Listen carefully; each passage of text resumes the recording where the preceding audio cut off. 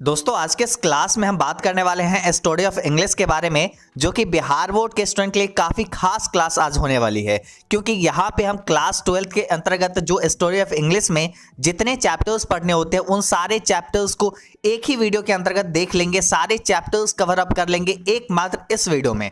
मतलब आप अगर इस पूरे क्लास को अच्छे से देख लेते हैं तो स्टोरी ऑफ इंग्लिश से आपके बोर्ड एग्जाम में जितने भी प्रश्न आएंगे आप आसानी के साथ बना सकते हैं। तो अगर आप क्लास 12 में हैं, स्टोरी ऑफ इंग्लिश आपका ऑब्वियसली रहेगा ही, क्योंकि इंग्लिश 100 मार्क्स आपको लेना ही रहता है। साइंस, कॉमर्स, आर्ट्स, ये तीनों स्टूडेंट आराम से इसको देख सकते हैं। सब कुछ अच्छे से कवर अप कर लेंगे, सारे क्वेश्चंस बन जाएगी, जितने भी इंपॉर्टेंट टॉपिक्स है वो सारा चीज हम आपको बता देंगे। तो बस आप बने रहिए, बहुत ही मजेदार आज क्लासेस होने वाली है। और हाँ, एक और बात, आप एक कॉपी, एक पेन और एक पानी का बोतल, ये आप 3 चीज लेके बैठिए, क्योंकि आज क्लासेस थोड़ी सी लंबी होने वाली है और मेरे ख्याल से इस चैनल पे शायद सबसे बड़ी क्लास आज हो सकती है। तो इसलिए आप कॉपी, पेन और पानी का बोतल ये लेके बैठिए। बहुत ही खास क्लासेस है, बिल्कुल आप लोग से उम्मीद है कि आपको बहुत पसंद आएगी। जैसा भी क्लास लगे आप नीचे कमेंट करके बताइएगा, क्योंकि हमें लगता है कि इस क्लास को बनाने में ऑब्वियसली अभी तक जितने भी क्लासेस है सबसे ज़्यादा मेहनत इसमें लगेगी। तो लाइक वगैरह ये सब में कमी मत करना है, लाइक कर लेना है, दोस्तों के साथ शेयर भी कर लेना है, कमेंट भी कर लेना है कि जैसा अभी आपको क्लास लगता है इसी तरीके से और भी क्लासेस हम सारे सब्जेक्ट पे लाएंगे इस चैनल पे, तो सब्सक्राइब कर लेना है। चलिए दोस्तों, सबसे पहले बात करते हैं कि आपको स्टोरी ऑफ इंग्लिश के अंदर आपको कौन कौन से चैप्टर्स पढ़ने होते हैं क्लास 12 में। तो देखिए, क्लास 11th में अलग चैप्टर्स पढ़ने होते हैं, क्लास 12th में अलग चैप्टर पढ़ने होते हैं। आपको क्वेश्चंस जो आएगी आपके बोर्ड एग्जाम वो इसी 6 चैप्टर्स से आएगी। कुल आपके स्टोरी ऑफ इंग्लिश में क्लास 12 के अंतर्गत जो है 6 चैप्टर्स पढ़ने होते हैं। पहला चैप्टर है आपके पास ओल्ड इंग्लिश, दूसरा है मिडिल इंग्लिश, तीसरा है मॉडर्न इंग्लिश, ये इंग्लिश के पीरियड से रिलेटेड चैप्टर है। उसके बाद अगला है English as a world language, story of English drama, story of the novel in English. कुल यहाँ पे 6 चैप्टर्स हैं। और हाँ, एक और बात हम कंफर्म कर देते हैं, जो भी स्टूडेंट इंग्लिश से डरते हैं ना कि इंग्लिश हमको नहीं समझ में आएगी, ये सब कहाँ से इतना हार्ड चीज़ होगा, तो देखो, हम एक्चुअली में जितने भी इंग्लिश होती है ना उसको इतना आसान बना के आपके सामने प्रेजेंट करते हैं, इतना आसान बना के प्रेजेंट करते हैं कि आपको कोई प्रकार की दिक्कत नहीं रहेगी। ये स्टार्टिंग में जो हम 4-5 मिनट आपसे बात ऐसे किए हैं वो इसी के लिए किए हैं कि आपके अंदर जो डर जो है ना इंग्लिश को लेके वो खत्म हो जाए। क्योंकि देखोगे यहाँ पे हम कैसे बनाए हैं, तो देखो यहाँ पे इतना हिंदी में भी हम लिख दिए हैं उसका मतलब, तो मतलब कोई प्रकार की दिक्कत नहीं होगी, डरने वाली बात ही नहीं है। और इतना आसान बनाना बहुत ही मुश्किल काम होता है एक टीचर के लिए, तो ये चीज़ आप लोग समझ सकते हैं। चलिए स्टार्ट करते हैं। पूरा माइंड शांत, कहीं से इफ और दिमाग में नहीं आना चाहिए। हो सके तो हेडफोन लगा लीजिए और स्क्रीन को फुल स्क्रीन पे करके देखिए, मतलब आधा स्क्रीन पे इसको करके मत देखिए, फुल स्क्रीन करिए और प्रॉपरली यहाँ पे आप फोकस करिए पूरा स्क्रीन पे और सब कुछ समझते हुए चलिए, ठीक है। चलिए, सबसे पहला जो चैप्टर हमारे पास स्टोरी ऑफ इंग्लिश में, पहला चैप्टर है हमारे पास ओल्ड इंग्लिश। अगर आप बुक खरीदे होंगे तो ये जो है चैप्टर नंबर 3 के अंतर्गत आती है और ये क्लास 12 के लिए पहला चैप्टर है ओल्ड इंग्लिश, ठीक है।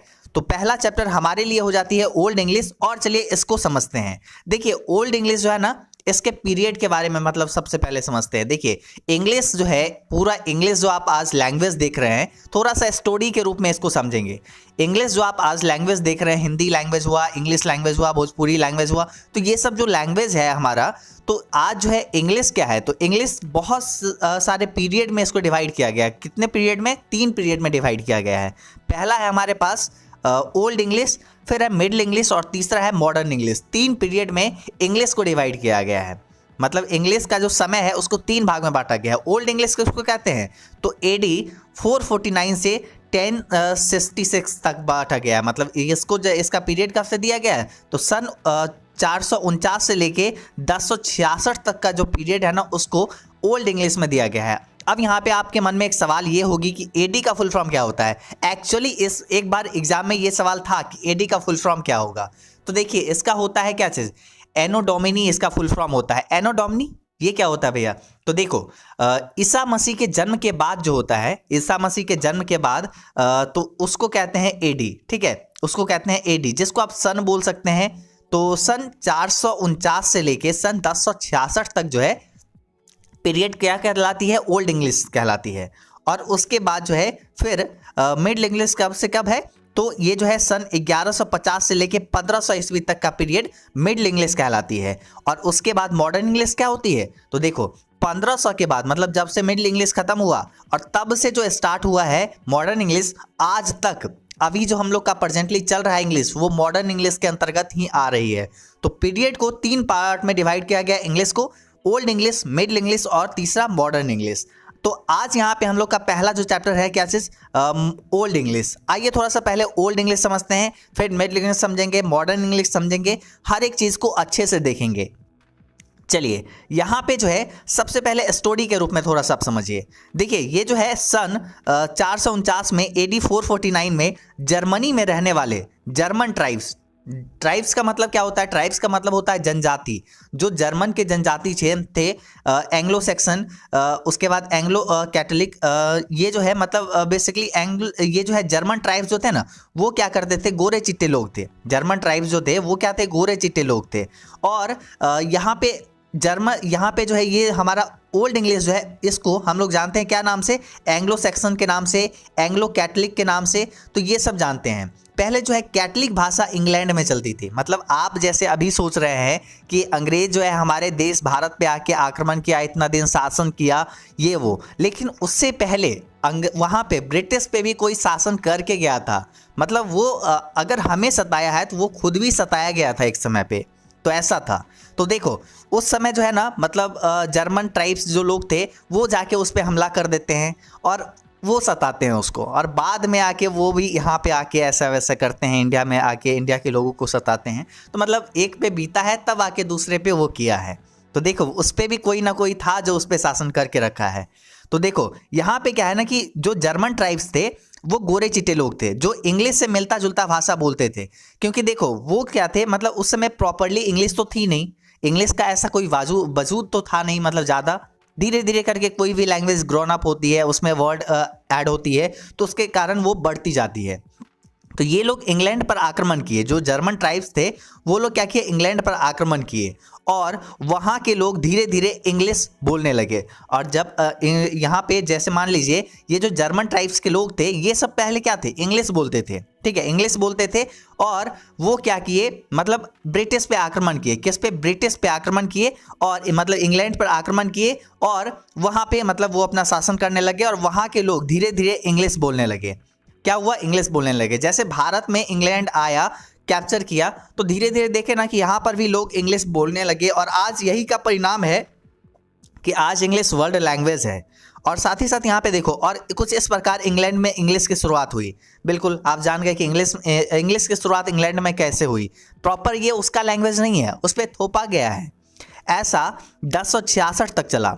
कब तक, 1066 तक चला। क्योंकि हम आपको बताए थे ना 449 से लेके 1066 ये ओल्ड इंग्लिश का टाइम है। तो ऐसा जब मतलब ये जो जर्मन ट्राइब्स के लोग थे वो इंग्लैंड पे आक्रमण किए और उस पे इंग्लिश, वहाँ से इंग्लिश की शुरुआत हुई। फिर ऐसा जो है 1066 तक चला और फिर इन लोग ने वहाँ के कुर्सी को लेकर आपसी फूट के कारण इंग्लैंड के उत्तराधिकारी, जिसे हार के बाद इंग्लैंड से जाना पड़ा था। देखिए 1066 तक तो ऐसा चला, लेकिन 1066 में क्या हुआ कि जो मतलब जर्मन ट्राइब्स के लोग थे जो वहाँ राजा बन रहे थे, अब उनमें आपसी फूट हो गई कि नहीं, राजा तो हम बनेंगे, वहाँ के शासन हम संभालेंगे, ऐसा वैसा होने लगा। अब क्या हुआ, इसका फायदा उठाए कौन, जो वहाँ के प्रॉपर इंग्लैंड के जो उत्तराधिकारी थे। मतलब ऑब्वियसली जर्मन के लोग जाके इंग्लैंड पे आक्रमण करके वहाँ पे शासन करने लगे, लेकिन इंग्लैंड के भी तो कोई तो पहले उसके राजा होंगे, शासन कर रहे होंगे उस पर। तो वहाँ पे क्या हुई, जो वहाँ के उत्तराधिकारी थे वो सब दूसरे देश चले गए, फ्रांस वगैरह चले गए, क्योंकि उनको छोड़ना पड़ा, नहीं तो उन पे जुल्म होता, बहुत सारा सितम होता, तो इसके कारण वो चले गए।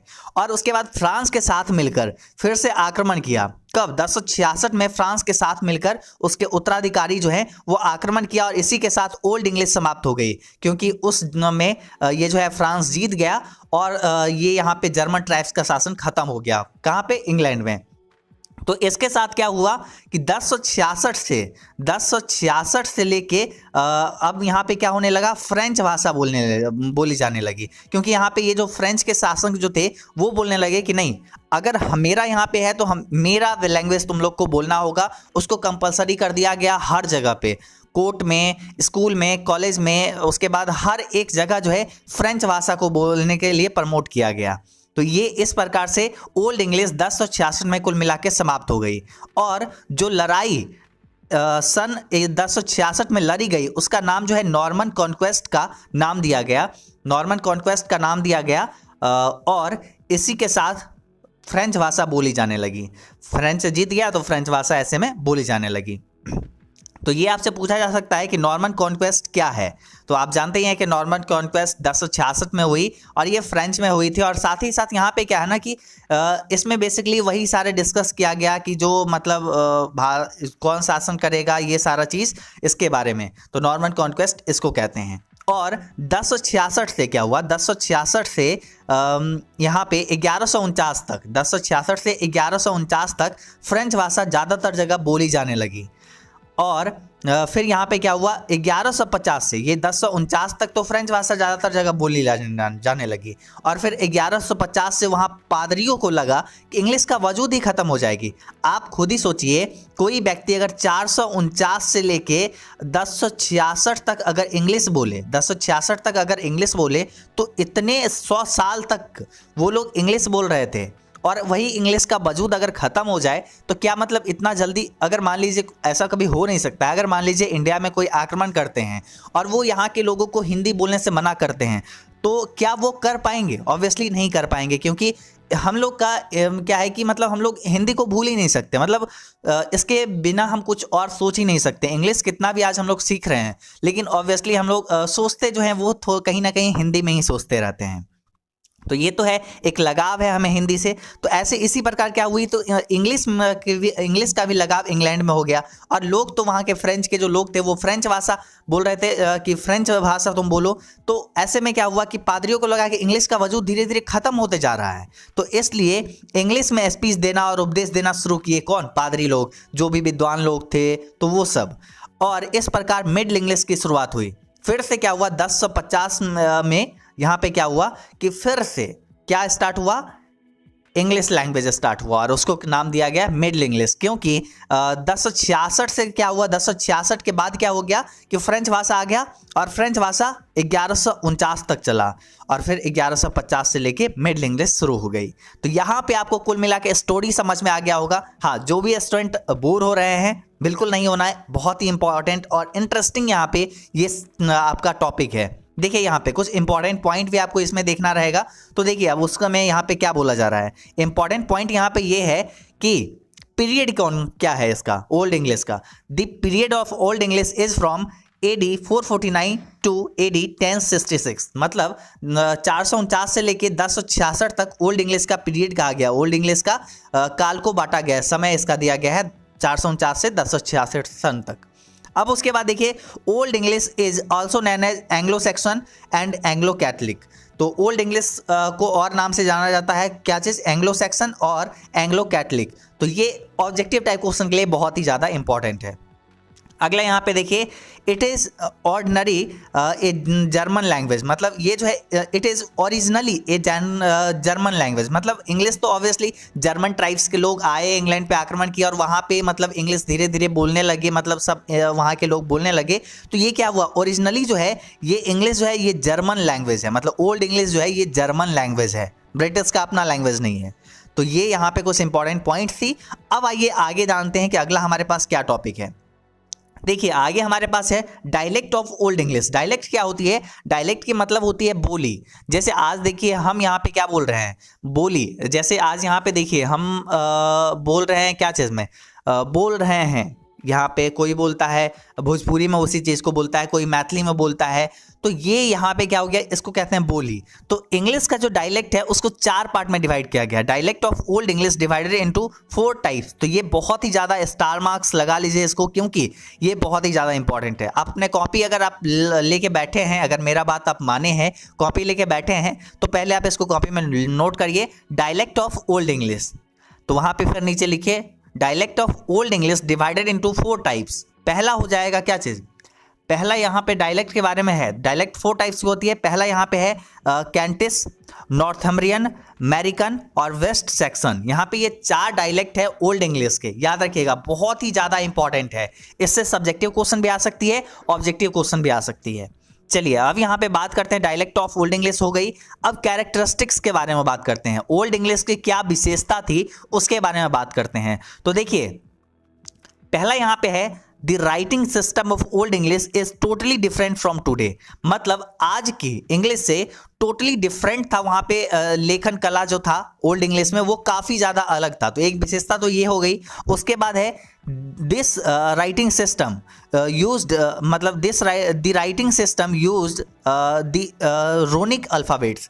मतलब यहाँ पे क्या होता था ओल्ड इंग्लिश में राइटिंग सिस्टम जो था वो रोनिक अल्फाबेट पे बेस्ड था। रोनिक अल्फाबेट क्या होता है, तो तस्वीरों का अल्फाबेट इसको कहते हैं। जैसे इसमें यहाँ पे देखिए ये यहाँ पे क्या है, रोनिक अल्फाबेट है। ए यहाँ पे ऐसे लिखा जाता था, बी ऐसे लिखा जाता था, सी ऐसे लिखा जाता था। मतलब इसमें क्या होता था, इसमें कर्व नहीं बना रहता था। कर्व देखो जैसे हम लोग अभी लिखते हैं सी ऐसे लिखते हैं, पी ऐसे लिखते हैं, और या फिर हम लोग क्या चीज़ मान लीजिए हम लोग अगर कुछ भी ऐसे लिखते हैं, तो उस समय क्या था ना, यू ऐसे लिखते हैं। उस समय ये कर्व जो आप देख रहे हैं, ये कर्व जो देख रहे हैं, ये सी में ऐसे कर्व बना हुआ है, ऐसा कुछ नहीं था। सब में देखिए ये सीधा स्ट्रेट लाइन था। देखिए ये इधर आया, ये इधर आया, ये ऐसे गया, ये ऐसे आया। तो सब में क्या है, स्ट्रेट लाइन है, ऐसे ऐसे है ना।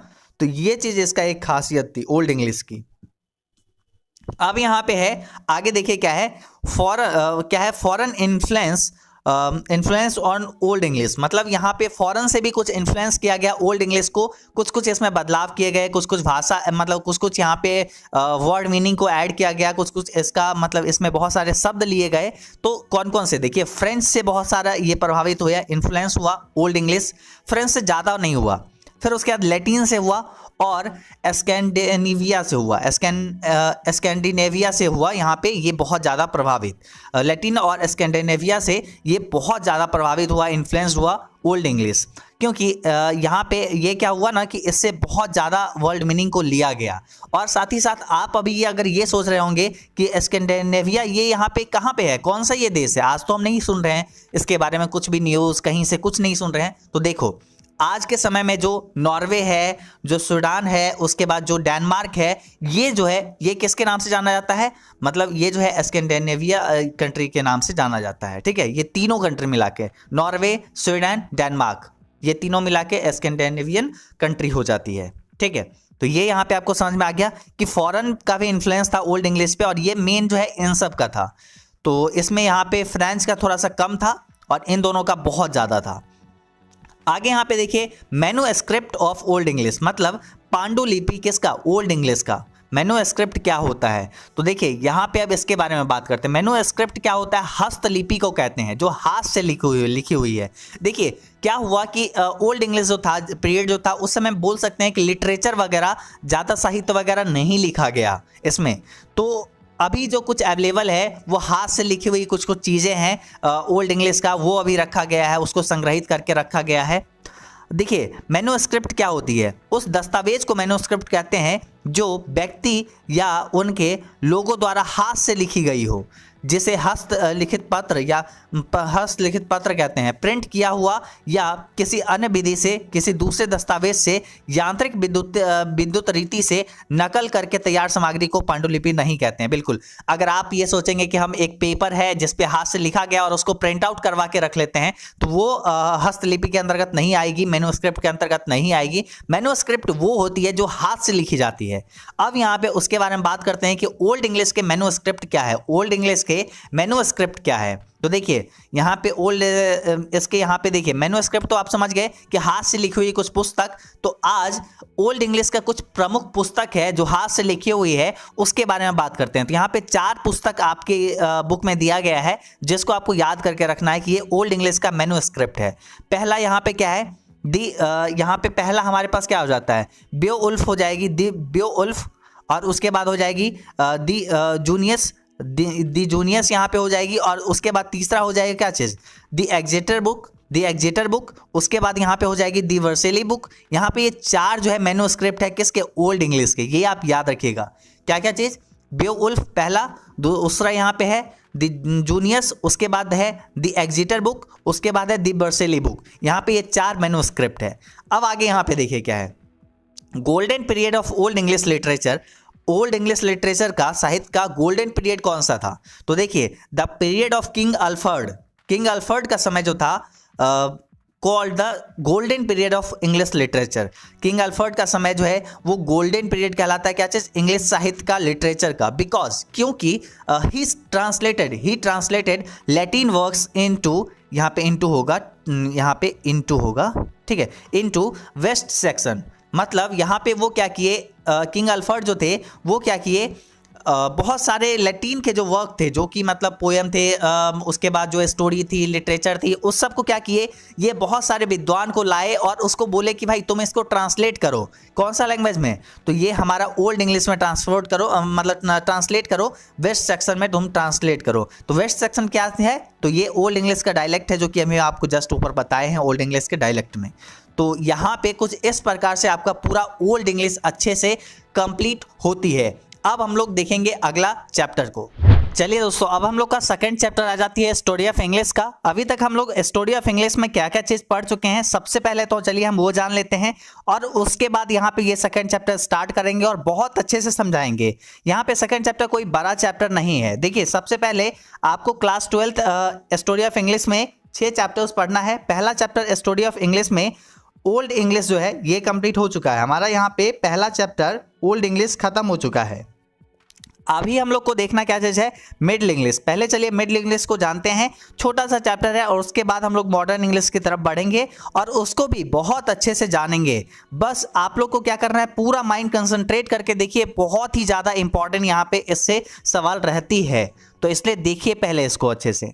और देखिए यहाँ पे क्या है कि एडी 1066 से 1150 तक फ्रेंच भाषा ज़्यादातर जगह बोली जाने लगी। जैसे कि आपको पता होगा एडी 449 से कब तक, 1066 तक क्या हुआ था, यहाँ तक क्या हुआ था, हमारा ओल्ड इंग्लिश चला।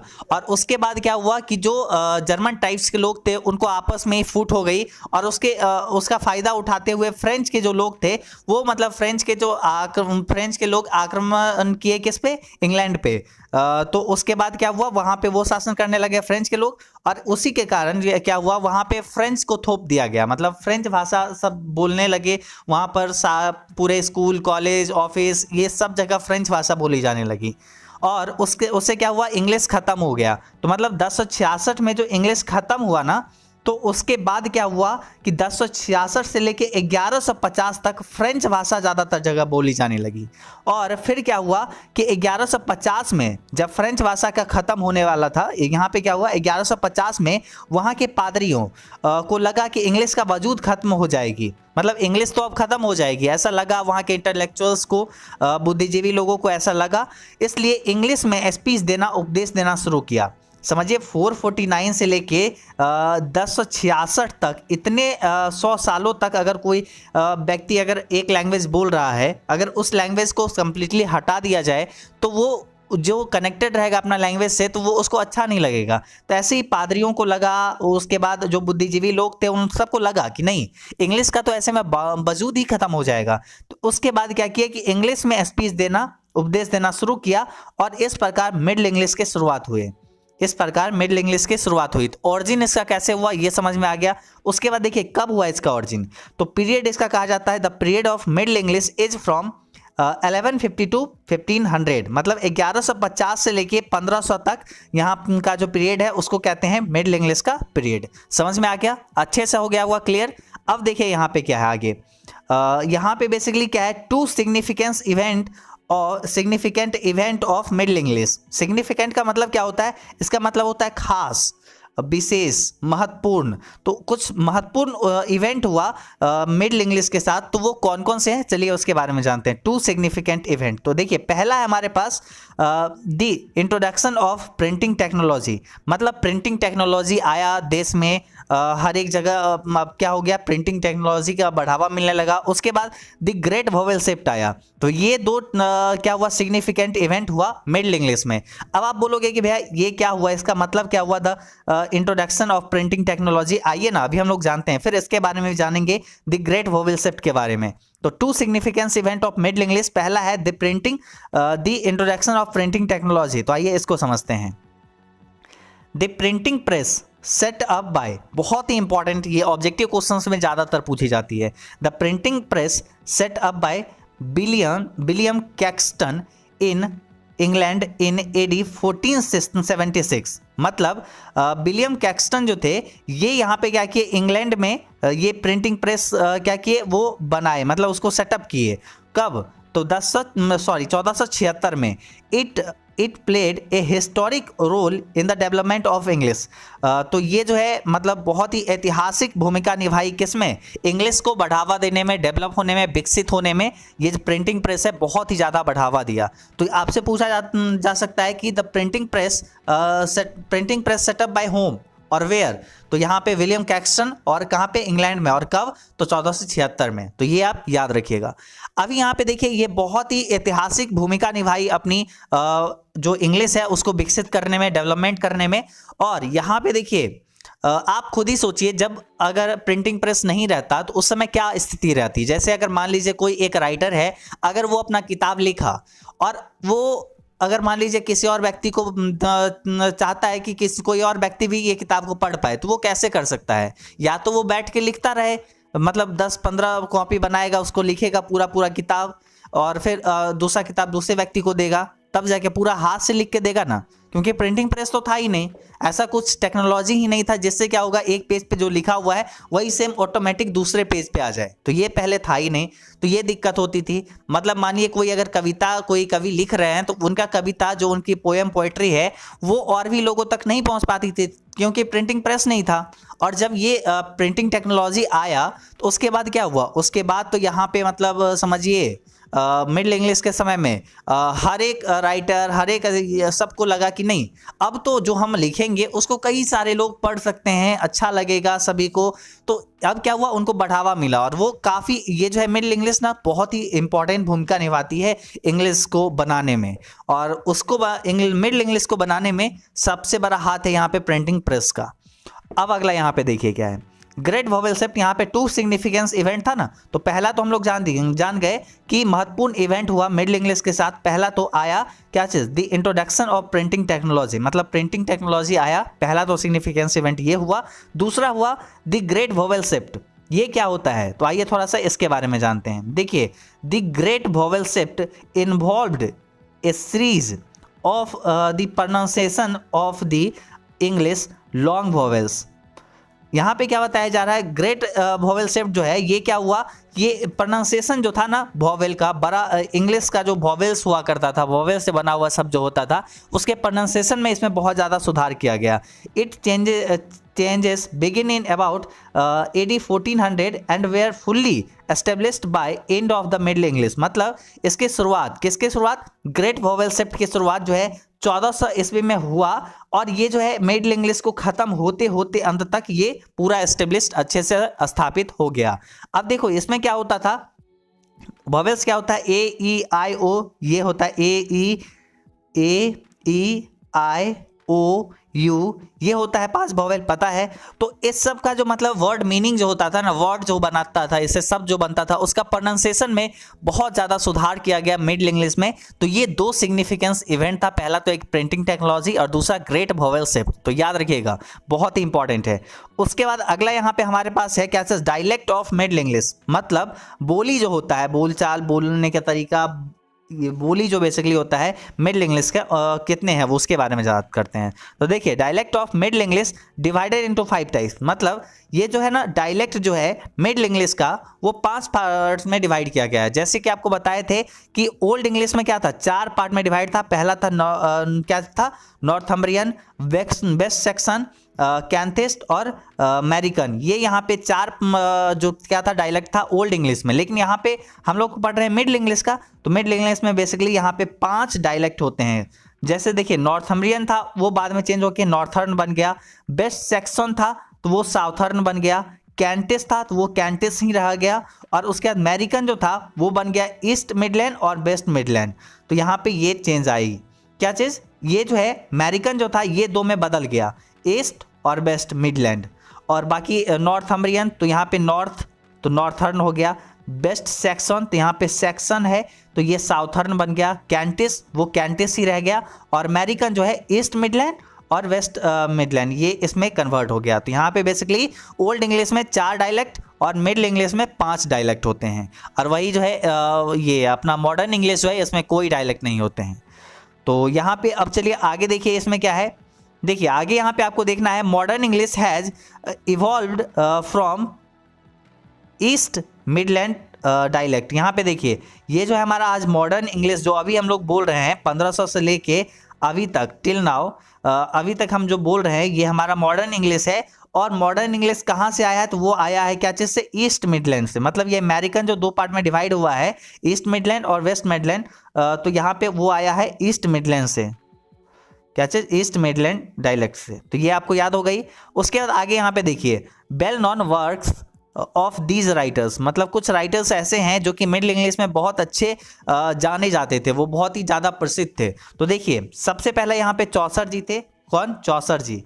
और यहाँ पे चौसर जी के बारे में अगर बात करें ना, तो ये लिखे हैं क्या चीज़, ये लिखे हैं the prologue to the Canterbury Tales, the prologue to the Canterbury Tales. और उसके बाद लिखे हैं द सेंटरबरी टेल्स।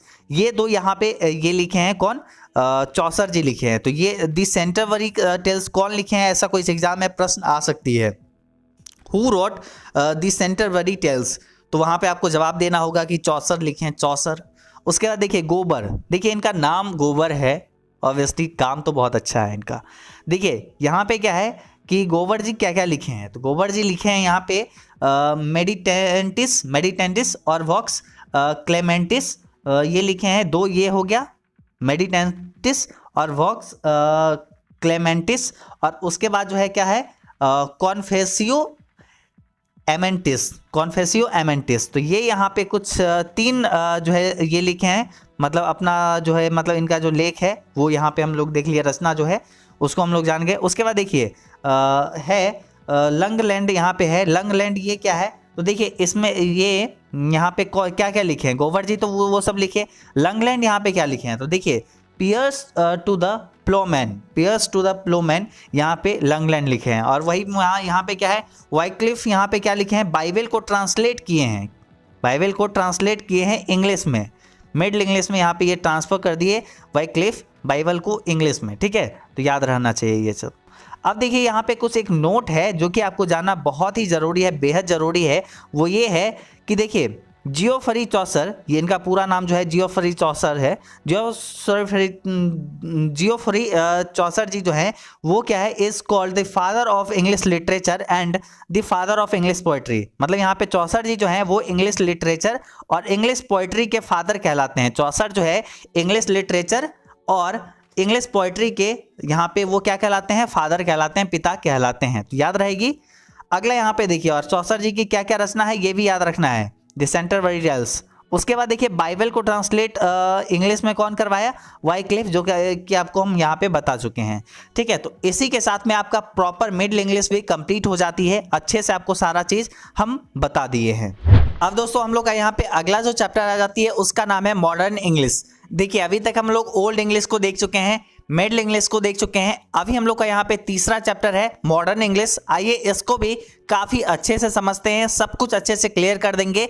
और देखिए आपके स्टोरी ऑफ इंग्लिश ना बहुत ही ज़्यादा इंपॉर्टेंट है, तो इसलिए घबराना नहीं है, अच्छे से पढ़ना है, सब कुछ क्लियर हो जाएगा। जब आप इस क्लास को आज देख लोगे ना, मतलब कहीं से कोई डाउट नहीं होगी। चलिए यहाँ पे मॉडर्न इंग्लिश जो है इसकी शुरुआत हम लोग अब कर देते हैं। देखिए हमारे पास यहाँ पे पहला जो लाइन क्या है, यहाँ पे बोला गया है the English from 15th century till now is called modern English. मतलब the English from 15th century to till now is called modern English. मतलब जो 15वीं शताब्दी से अभी तक जो चल रही है इंग्लिश उसको कहते हैं मॉडर्न इंग्लिश। 15वीं शताब्दी क्या होता है, 15वीं शताब्दी होता है, इसको बोल सकते हैं 1401 से यहाँ पे जो हमारा सन जो चल रहा है उससे उसको कहते हैं 15वीं शताब्दी। लेकिन भैया आप तो बताए थे कि मतलब जो ओल्ड इंग्लिश था उसका पीरियड था 449 से लेके 1066, और उसके बाद मिडिल इंग्लिश का बताए थे 1150 से लेके 1500 तक बताए थे आप। और यहाँ पे तो आप बोल रहे 15th सेंचुरी का मतलब होता है 1401 से स्टार्ट ऐसे। तो देखो बेसिकली यहाँ पे क्या है ना कि यहाँ पे ये होता है कि ऑलमोस्ट में ये बताया जाता है 15th सेंचुरी। ऐसा तो नहीं है ना कि एक डेट मान लीजिए आज 1 जनवरी आज से हमारा खत्म हो जाएगा क्या चीज़, ओल्ड इंग्लिश, अब से मिडिल इंग्लिश स्टार्ट होगा, ऐसा तो कोई नहीं होता है ना। तो इसलिए यहाँ पे डेट जो है थोड़ा बहुत इधर रहता है, लेकिन आपको याद क्या रखना है, आपको याद रखना है 15th सेंचुरी से अभी तक जो हम लोग का इंग्लिश चल रहा है उसको कहते हैं मॉडर्न इंग्लिश। और साथ ही साथ अगर एग्जैक्टली आपको ईस्वी याद रखना है, कौन से ईयर याद रखना है, तो पीरियड इसका देखिए, the period of modern English is from 1500 to till now. तो यहाँ पे ये हो जाएगा, क्योंकि हमारा मिडिल इंग्लिश खत्म होता है कब, 1150 से स्टार्ट होता है और 1500 में खत्म होता है हमारा मिडिल इंग्लिश। तो यहाँ पे 1500 से हमारा मॉडर्न इंग्लिश स्टार्ट हो जाएगा, 1500 से अभी तक टिल नाउ, यहाँ तक हम लोग का चल रहा है अभी मॉडर्न इंग्लिश। अब देखिए यहाँ पे क्या है कि this period is divided into modern, this period is divided into modern English 1 and 2। मतलब ये जो हमारा इंग्लिश ये मॉडर्न इंग्लिश है इसको दो पीरियड में डिवाइड किया गया। पहला ये जो है मॉडर्न इंग्लिश 1 और modern English 2 on the basis of social, technological and political development. देखिए ये इसलिए ज़रूरी थी क्योंकि सोशल, सामाजिक, टेक्नोलॉजी, तकनीकी और पॉलिटिकल, राजनीतिक, ये सब में क्या हुआ, डेवलपमेंट हुआ, धीरे धीरे सुधार हुआ और इसके कारण कई सारे चेंजेस आए। तो इसको लेके यहाँ पे इसके भी पीरियड को, जो मॉडर्न इंग्लिश है इसके भी पीरियड को दो पार्ट में डिवाइड किया गया है, मॉडर्न इंग्लिश 1 और मॉडर्न इंग्लिश 2।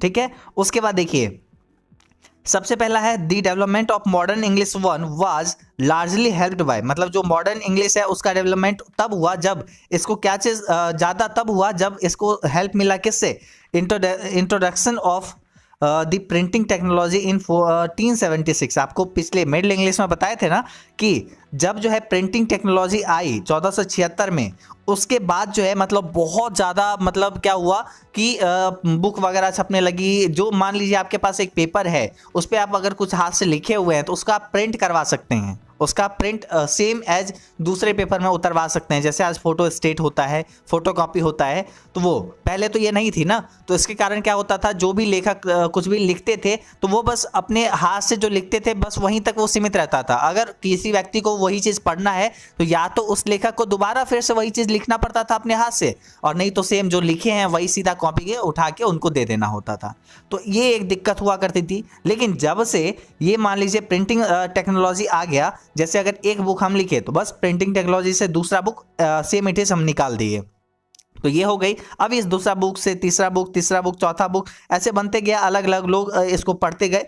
तो ये हो गया कि लेखक फेमस होने लगे और इससे क्या होगा, लेखक को पैसा भी मिलने लगा, पैसा भी कमाने लगे। तो बहुत सारा चीज़ यहाँ पे आती है निकल के बाद कि प्रिंटिंग टेक्नोलॉजी के बाद मॉडर्न इंग्लिश में बहुत ज़्यादा यहाँ पे हेल्प मिला मॉडर्न इंग्लिश को डेवलपमेंट में। तो बेसिकली यहाँ पे ये हो जाती है। उसके बाद देखिए मॉडर्न इंग्लिश, आगे यहाँ पे क्या है, modern English borrowed word from Latin, French, Greek, Italian, Spanish and other languages rapidly to express new ideas and techniques। मतलब यहाँ पे मॉडर्न इंग्लिश जो है बहुत सारा वर्ड जो है बोरो किया दूसरे भाषा से, मतलब दूसरे अदर लैंग्वेज से। यहाँ पे ये क्या किया, शब्द को लिया, जैसे लैटिन भाषा, फ्रेंच भाषा, ग्रीक भाषा, इटालियन, स्पेनिश, इन सब भाषा से वो कुछ कुछ वर्ड को उठाया और उसको अपने में मतलब मॉडर्न इंग्लिश में वो साथ में ले लिया, मॉडर्न इंग्लिश में वो डाल दिया। और क्यों ये डाला, क्योंकि वो उससे नया आइडियाज़ और टेक्निक को एक्सप्रेस कर सके। जो नया जो मतलब मान लीजिए कोई भी आइडिया है और कोई भी टेक्निक्स है उसको एक्सप्रेस अच्छे तरीके से करने के लिए वो मॉडर्न इंग्लिश में डाल दिया गया। तो यहाँ पे देखिए सम ऑफ द बोरो, यहाँ पे क्या है, some of the borrowing in the 16th and 17th century. 16th and 17th century में जो कुछ बोरो किया गया वर्ड उसका यहाँ पे लिस्ट है और बहुत ही अच्छा लिस्ट है। थोड़ा सा आप इसको अच्छे से समझिए। देखिए जैसे यहाँ पे लैटिन और ग्रीक भाषा से क्या लिया गया, एडप्ट, एप्रोप्रिएट, कैप्सूल, लूनर मतलब जिसको ग्रहण कहते हैं, और उसके बाद वायरसेस, अभी तो ऑब्वियसली कोविड वायरस वगैरह का सुने ही हैं। तो यहाँ पे ये सब क्या है कि लैटिन और ग्रीक वर्ड से क्या क्या लिया गया है, ये सारा word adapt, appropriate, capsule, lunar, virus, ये सब लिया गया। उसके बाद देखिए सिर्फ लैटिन और ग्रीक से नहीं बल्कि फ्रेंच से भी लिया गया। फ्रेंच से लिया गया क्या चीज़, alloy, battery, chocolate, passport, ticket, ये सब शब्द लिया गया है। ऐसा नहीं है कि सिर्फ इसी सब से लिया गया है, हिंदी से भी लिया गया है। हिंदी से देखिए गुरु, पंडित, सेपोए, सेपोए मतलब सिपाही होता है, सारी, उसके बाद ठग, ये सब लिया गया है हिंदी से। अरबिक से भी बहुत सारा शब्द लिया गया है, सुल्तान, शेख, ये सब लिया गया है इटालियन से लिया गया है बहुत सारा चीज़, बालकनी, बैलट, सोनेट, सोनेट होता है 14 पंक्ति की कविता, आपको बताए थे, आपको बहुत अच्छे से ये समझाए हुए हैं, तो ये आप याद रखिएगा। उसके बाद देखिए फ्यूज़, ये सब हो जाती है। उसके बाद बहुत सारे ये सब जो लैंग्वेजेस ही हैं, तो ये सब लैंग्वेज से यहाँ पे लिया गया है।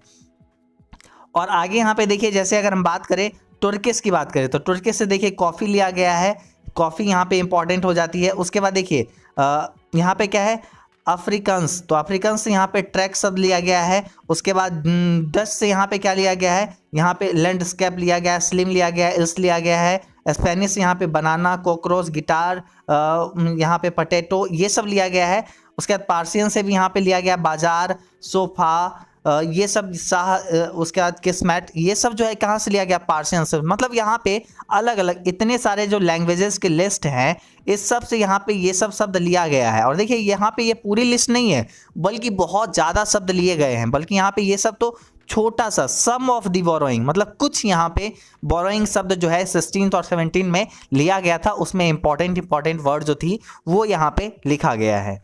तो आपको समझ में आ गया कि बहुत सारे शब्द क्या हुआ, मॉडर्न इंग्लिश में दूसरे भाषा से लिया गया। उसके बाद आगे यहाँ पे देखिए क्या है, आगे यहाँ पे है वी नो लिटरली, यहाँ पे क्या है, we know literary work of this period, मतलब यहाँ पे क्या है कि आपको बेसिकली क्या है कि बहुत सारे ऐसे राइटर्स आए जो कि बहुत यहाँ पे रचना किए, और बहुत से लोग क्या हुए, बहुत से रचना करने लगे। क्योंकि देखिए पहले तो बहुत दिक्कत होती थी, जब एक बार कोई किताब लिखा गया तो वो बस वहीं तक रहता था, उसको कोई और व्यक्ति पढ़ नहीं सकता था, क्योंकि फिर से कोई और व्यक्ति को देने के लिए फिर से लिखना पड़ता था।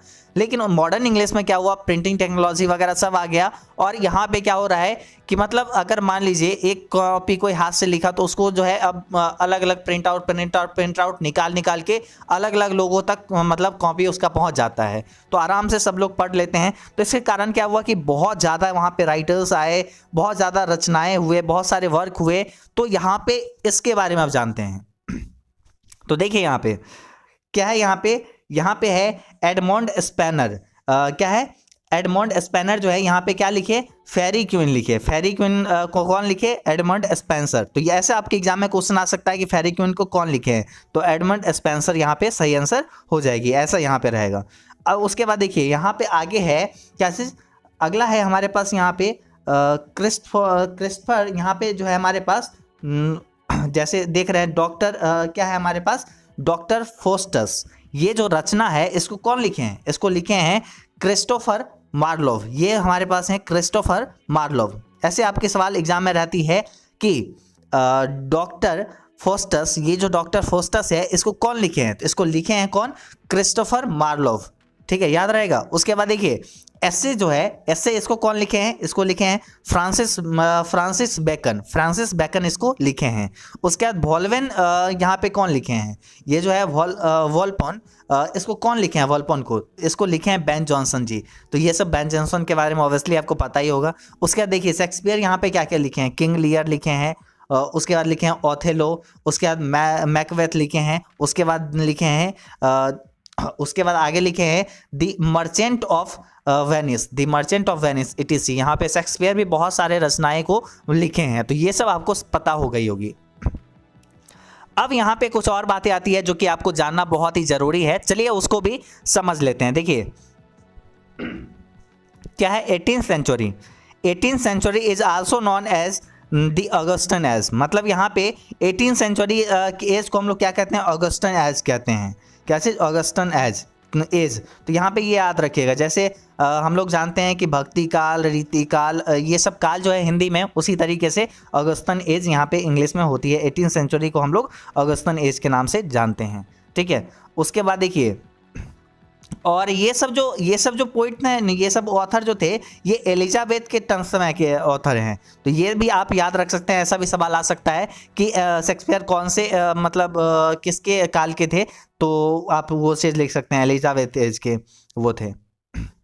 और आगे यहाँ पे देखिए 18th century is also known as Augustan age. फिर आगे यहाँ पे है in 1755 doctor Samuel Johnson wrote the first dictionary of the word name a dictionary of the English language. मतलब क्या हुआ कि बहुत सारी दिक्कतें होती थी पहले की, मतलब इसका मीनिंग क्या होगा, इसका मतलब क्या होगा। बहुत सारे लैंग्वेज थी, लैटिन थी, उसके बाद ग्रीक थी, इटालियन थी, फ्रेंच थी, इतना सारा लैंग्वेज में बहुत ज़्यादा दिक्कत होने लगी। और इंग्लिश का प्रॉपर लैंग्वेज कौन सा है, तो यहाँ पे क्या हुआ ना कि ये जो है 1775 में यहाँ पे ये जो है सैमुअल जॉनसन जो है ये क्या किए, एक पहला डिक्शनरी बनाए जिसका नाम रखे ए dictionary of the English language. English language का वो डिक्शनरी बनाया और उसमें कितना 40,000 वर्ड उसमें वो लिखे, 40,000 वर्ड लिखे, मतलब जो दूसरे भाषा से था और उसका मतलब इंग्लिश में क्या होता था वो सारा चीज़ उसमें लिखे और उसका नाम यहाँ पे दिए ए dictionary of the English language. ठीक है, याद हो गया। ये कौन किए, तो ये 1755 में किए सैमुअल जॉनसन। ठीक है, नाम याद रखिएगा। अगला यहाँ पे देखिए क्या है, some books of grammar were also written by 18th century grammarian. तो यहाँ पे देखिए 18वीं सेंचुरी में बहुत सारे ग्रामियन भी आए, मतलब जो कि ग्रामर के बारे में लिखते थे, वो सब भी यहाँ पे बहुत सारी रचनाएं किए। मेनली ग्रामर में बहुत ज़्यादा सुधार हुई और बेसिक जो फंडा था ना, बेसिक कंसेप्ट जो था उसको चेंज नहीं करते हुए, बल्कि थोड़ा बहुत कुछ चेंज जहाँ जो इंपॉर्टेंट लगी, जिसके कारण इंग्लिश आसान हो सकती थी, वो सारा ग्रामेटिकल चेंजेस की गई। जैसे यहाँ पे देखिए, जैसे यहाँ पे क्या है कि विलियम लॉक्टन जो है, विलियम लॉक्टन ये लिखे हैं practical grammar of the English tongue. तो यहाँ पे ये लिखे हैं। उसके बाद देखिए हमारे पास अगला जो है जोसेफ प्रिस्टले, हमारे पास जोसेफ प्रिस्टले हैं। ये क्या किए हैं, तो ये क्या लिखे हैं ग्रामर में, क्या चीज़, the rudiment of English grammar, ये लिखे हैं। उसके बाद देखिए रॉबर्ट लोथ आते हैं, और ये क्या किए हैं ग्रामर में, short introduction to the English grammar, ये लिखे हैं। उसके बाद आगे हमारे पास आती है क्या चीज़, आगे आती है जेम्स बुचैनन।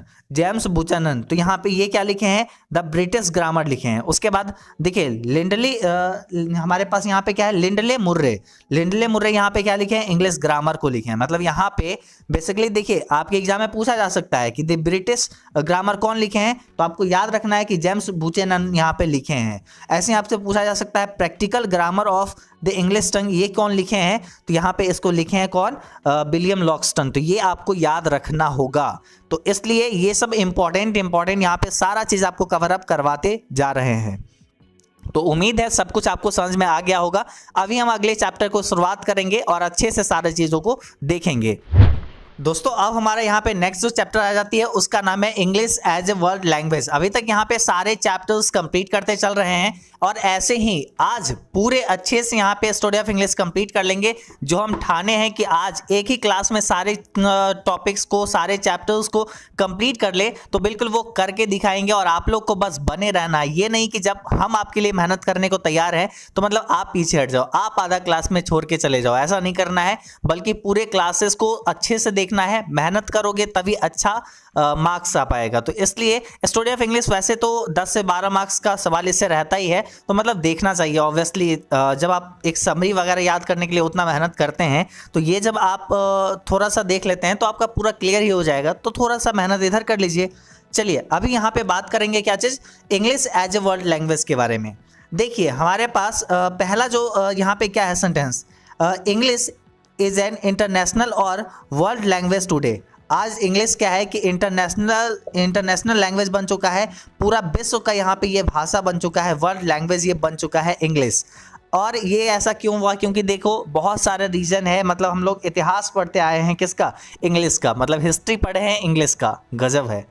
तो देखो हम लोग इंग्लिश के बारे में जाने हैं कि कैसे इंग्लिश की शुरुआत हुई, कैसे फ्रेंच लोग, जर्मन लोग वो सब जाके ब्रिटिश पे आक्रमण किए, वहाँ से कैसे कैसे इंग्लिश लैटिन वर्ड से, स्कैंडिनेवियन शब्दों से, और भी हिंदी शब्द से, पार्सियन से, इन सब से कैसे मतलब वर्ड को उठा के एक साथ करके इंग्लिश को बनाया।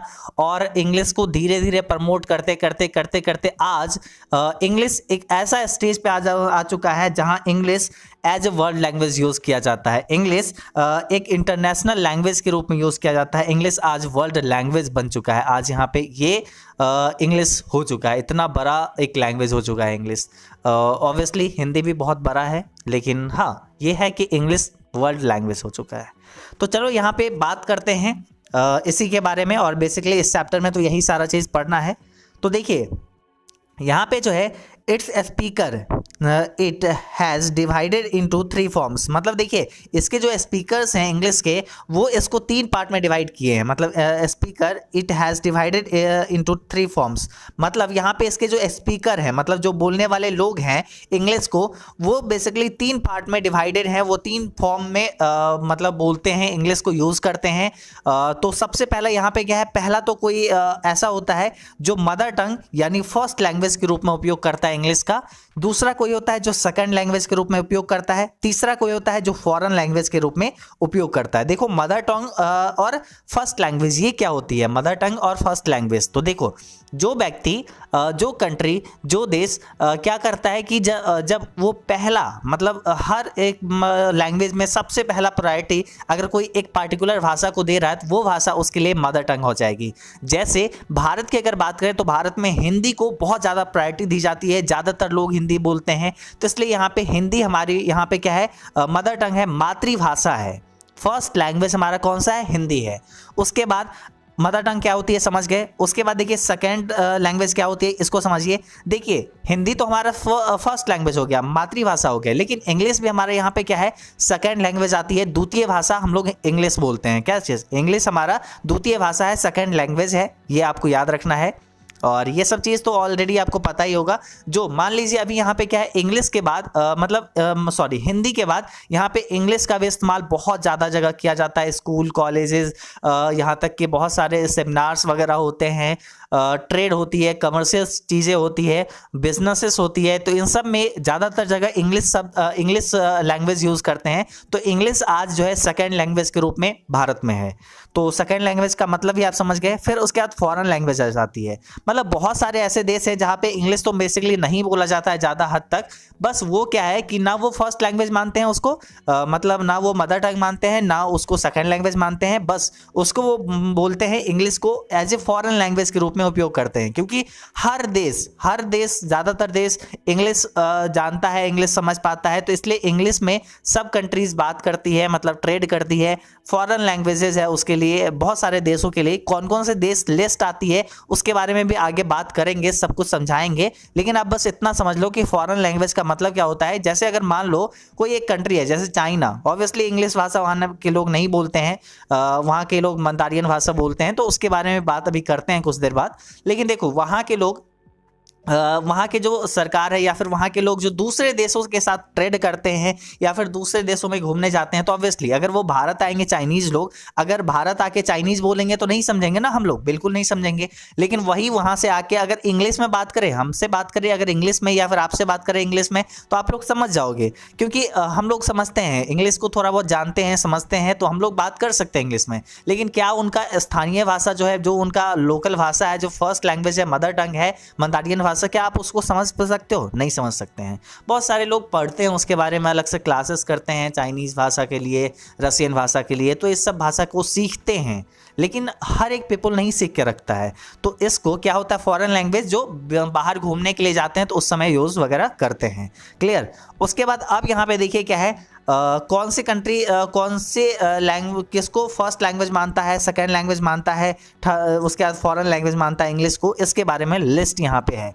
देखिए सबसे पहले हम यहाँ पे जानेंगे क्या चीज़, first language, country where English is used as a first language. कौन से ऐसे कंट्रीज है जहाँ पे इंग्लिश को फर्स्ट लैंग्वेज के रूप में ट्रीट किया जाता है, इंग्लिश को फर्स्ट लैंग्वेज यानी मदर टंग माना जाता है, मातृभाषा माना जाता है। तो देखिए इंग्लैंड हो गया, उसके बाद यहाँ पे हो जाती है ऑस्ट्रेलिया, न्यूजीलैंड, कनाडा, उसके बाद यहाँ पे आयरलैंड हो गया, साउथ अफ्रीका हो गया। ये सब क्या हुआ, ये सब यहाँ पे इंग्लिश को फर्स्ट लैंग्वेज यानी मातृभाषा के रूप में इसको उपयोग करते हैं, मतलब ये फर्स्ट लैंग्वेज इसको मानते हैं ये सारे कंट्रीज जो है इंग्लिश को।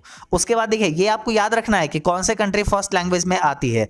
उसके बाद आगे यहाँ पे हम बात करेंगे क्या चीज़, देखिए अगला हमारे पास यहाँ पे है countries where English is used as a second language. कौन कौन से ऐसे कंट्री है जहाँ पे इंग्लिश को सेकेंड लैंग्वेज के रूप में उपयोग किया जाता है। तो देखो इंडिया, यहाँ पे हम लोग ऑब्वियसली हिंदी को प्रायोरिटी देते हैं, तो हिंदी हमारा मातृभाषा हो गया, मदर टंग यानी फर्स्ट लैंग्वेज। और हम लोग इंग्लिश को भी उपयोग करते हैं और बहुत ज़्यादा लेवल पे उपयोग करते हैं बहुत सारे ट्रेड बिजनेसेस के लिए। तो इंग्लिश हमारे यहाँ पे क्या हो गया, second language. Singapore, Bangkok, Hong Kong, Nigeria, ये सब हो जाती है। हालांकि सिर्फ इतना ही कंट्री नहीं है, बल्कि और भी कई सारे कंट्रीज है, लेकिन आपके बुक में इतना दिया हुआ है, इसलिए हम यहाँ पे सारा चीज़ों को दिए हैं और जो आपको याद रह जाए।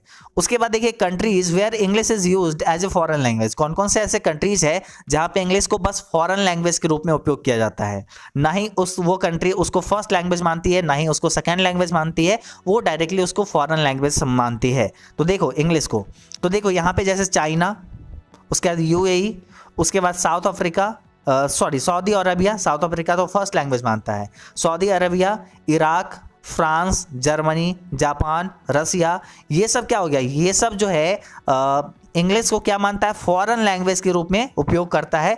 ये लोग फॉरेन लैंग्वेज समझते हैं इंग्लिश को। ठीक है, तो ये यहाँ पे क्लियर हो गया कि कौन सा कंट्री फर्स्ट लैंग्वेज इंग्लिश को मानता है, कौन सा सेकेंड, कौन सा फॉरेन लैंग्वेज। तो ये आपका क्लियर हो गया। अब आगे यहाँ पे देखिए क्या है, चाइनीज़ का जो है मंदारिन यहाँ पे जो है चाइनीज़ का जो यहाँ पे चाइनीज़ या मंदारिन जो भी आप बोल सकते हैं, उसके लैंग्वेज का नाम है मंदारिन।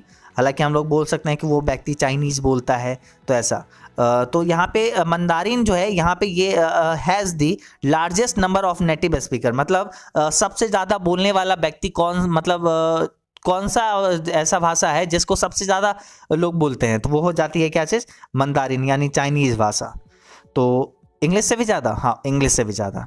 लेकिन क्या है, English spoken over much larger area in the world. लेकिन इंग्लिश जो है बहुत सारे कंट्रीज़ में बोली जाती है, तो इसलिए इंग्लिश क्या हो जाता है, spoken over much larger area in the world. मतलब बहुत ज़्यादा जगह पे विश्व में इंग्लिश बोली जाती है, सबसे ज़्यादा जगह पे इंग्लिश बोली जाती है। तो ये एक चीज़ है, सबसे ज़्यादा जगह पे बोली जाने वाली भाषा इंग्लिश। और सबसे ज़्यादा बोलने वाले मतलब कौन से ऐसे भाषा है जिसको सबसे ज़्यादा लोग बोलते हैं, तो वो हो जाएगी मंदारिन यानी चाइनीज़ भाषा। आगे यहाँ पे है Anglo community of India also use English as their first language. क्या है यहाँ पे, Anglo community of India also use English as their first language. मतलब बहुत सारे एंग्लो कम्युनिटी हैं इंडिया में जो कि इंग्लिश को अपना फर्स्ट लैंग्वेज मानते हैं, इंग्लिश को अपना फर्स्ट लैंग्वेज मानते हैं और फिर जाके कोई और भाषा यूज़ करते हैं। तो पहला उनका जो है प्रायोरिटी वो अपने आप को मदर टंग, अपना मदर टंग जो किसको बोलते हैं, इंग्लिश को। देखो यहाँ पे क्या होती है, ये एंग्लो कम्युनिटी होती क्या है, एंग्लो इंडियन कम्युनिटी होती क्या है। तो देखो मान लीजिए अगर कोई उसके पापा जो है, मतलब एक बच्चा है जिसके पापा यहाँ पे मान लीजिए वो कहाँ के, इंग्लैंड के हैं, और उसके माँ कहाँ की है, इंडिया की है, तो वो लड़का क्या कहलाया जाए, एंग्लो इंडियन कम्युनिटी ये कहला जाए, ये लड़का कहलाएगा एंग्लो इंडियन कम्युनिटी। या उसके माँ मान लीजिए कहाँ की है, इंग्लैंड की है, और उसके पिता जो है वो कहाँ के हैं, इंडिया के हैं, तो ये बच्चा जो होगा वो कहलाएगा एंग्लो इंडियन कम्युनिटी। तो ये होती है एंग्लो इंडियन कम्युनिटी जो है इंग्लिश को अपना फर्स्ट लैंग्वेज के रूप में उपयोग करती है। तो मतलब एक जो है तो इंडिया का होगा, एक दूसरा कहाँ का होगा, ब्रिटिश का होगा।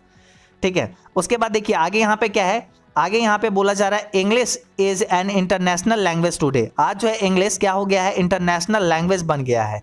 It is the language of telecom. वह जो है टेलीकॉम का लैंग्वेज है, बैंकिंग का, ट्रेड का, मार्केटिंग का, कंप्यूटर का, इंटरनेट का, मेडिसिन का, एकेडमिक का।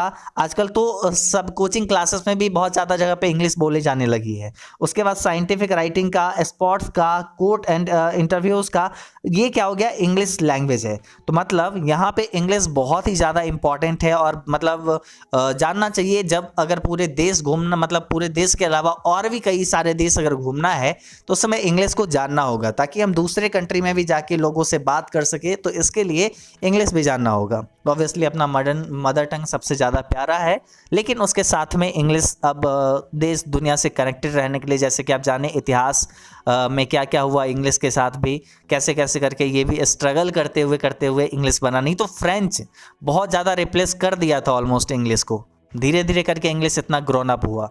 और यहाँ पे देखिए एक और चीज़ है आपके बुक में लिखा हुआ, we can say English is a window to the world, मतलब इंग्लिश जो है वो विश्व की खिड़की है, विश्व की खिड़की खोल देता है कि आप कहीं भी जा सकते हैं, किसी से भी बात कर सकते हैं। इंग्लिश एक ऐसा भाषा है, English is a window to the world. आपके एग्जाम में पूछा जा सकता है which language is called window to the world, तो ऐसा सवाल रह सकती है, तो आपको टिक करना है इंग्लिश।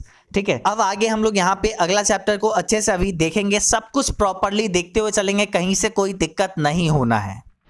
चलिए दोस्तों, अब हम लोग अगला चैप्टर को स्टार्ट करते हैं और इस चैप्टर का नाम क्या है, the story of English drama. अभी तक तो सारे चैप्टर्स कंप्लीट हो गए हैं, बहुत अच्छे तरीके से सब कुछ समझ में भी आ गई है आपको, बस थोड़ा सा और ध्यान लगा, क्योंकि देखिए कुछ ही देर का और क्लासेस होने वाली है और सब कंप्लीट हो जाएगी, मतलब कुछ ही देर में अब आपका पूरा स्टोरी ऑफ इंग्लिश कंप्लीट होने वाली है। बस थोड़ा सा और ध्यान लगा के देख लीजिए, हो सके तो पानी वगैरह अगर लेके बैठे हैं तो पी लीजिए, थोड़ा सा फ्रेश हो जाइए। और यहाँ पे देखिए क्या है, the story of English drama, ये चैप्टर में आपको इंग्लिश ड्रामा के बारे में आपको समझना है कि ड्रामा वगैरह में उसमें क्या क्या चीज़ लगती है, उसका टाइप कितने होते हैं, स्ट्रक्चर कितने होते हैं, एलिमेंट्स क्या क्या होती है, इन सब के बारे में आज आपको जानने को मिलेगा।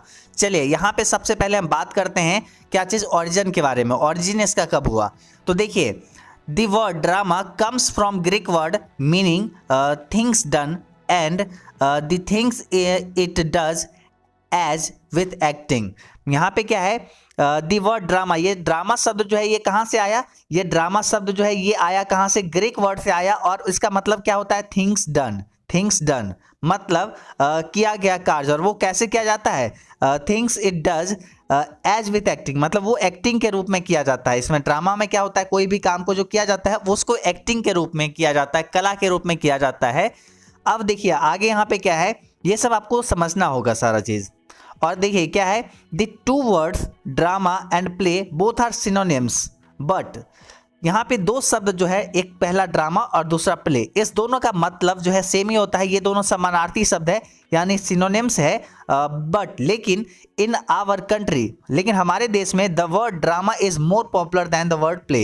हमारे देश में क्या है, ये ड्रामा वर्ड जो है ना, ये ड्रामा शब्द बहुत ज़्यादा पॉपुलर है अगर कंपेयर करें हम प्ले शब्द से, तो प्ले से ज़्यादा जो है पॉपुलर शब्द है, प्रसिद्ध शब्द है, वो है ड्रामा। तो इसी ड्रामा के बारे में अभी हम लोग जानेंगे थोड़ा सा। अब यहाँ पे चलिए समझना स्टार्ट करते हैं सारे चीज़ों को जो कि आपको जानना है। तो देखिए सबसे पहले तो हमें ये जानना होगा कि यहाँ पे ये जो है ना ड्रामेटिक एलिमेंट्स जो होती है, ड्रामेटिक एलिमेंट्स, इसके बारे में समझना होगा कि ये आखिर क्या होती है, ड्रामेटिक एलिमेंट्स क्या क्या होती है। तो देखिए ड्रामेटिक एलिमेंट होती है plot, character, dialogue, gesture, music और सॉलिड। तो यहाँ पे क्या हो जाएगा, सॉलिड लिक्यू। तो यहाँ पे ये इसके बारे में अच्छे से जानेंगे। सबसे पहले प्लॉट समझिए, ये प्लॉट का मतलब क्या होता है, ये ड्रामेटिक एलिमेंट जो होती है, आपके एग्जाम में सवाल कैसे रहती है, देखिए राइट ड्रामेटिक एलिमेंट्स या फिर व्हाट इज ड्रामेटिक एलिमेंट्स, ऐसा क्वेश्चन आया हुआ है ऑलरेडी। तो देखिए उसमें आपको ऐसा लिखना होगा these are following dramatic elements, और उसके बाद इसके बारे में लिखना होगा। देखिए प्लॉट का इसका मतलब क्या होता है, कथा वस्तु, कहानी। जैसे कोई भी ड्रामा होगा तो एक कथा वस्तु होनी चाहिए, कहानी होनी चाहिए कि किस आधार पे कैसा हम कोई प्रदर्शित करेंगे, कोई भी कला हम जो प्रदर्शित करेंगे वो कैसा होगा, एक कथा वस्तु होना चाहिए, उसका कहानी होना चाहिए, उसको कहते हैं प्लॉट। उसके बाद आती है कैरेक्टर, यानी एक पात्र होना चाहिए, इसमें इस नाम का पात्र होगा, उस नाम का पात्र होगा, तो एक पात्र होता है जिसको बेसिकली एक्टर वगैरह बोल सकते हैं।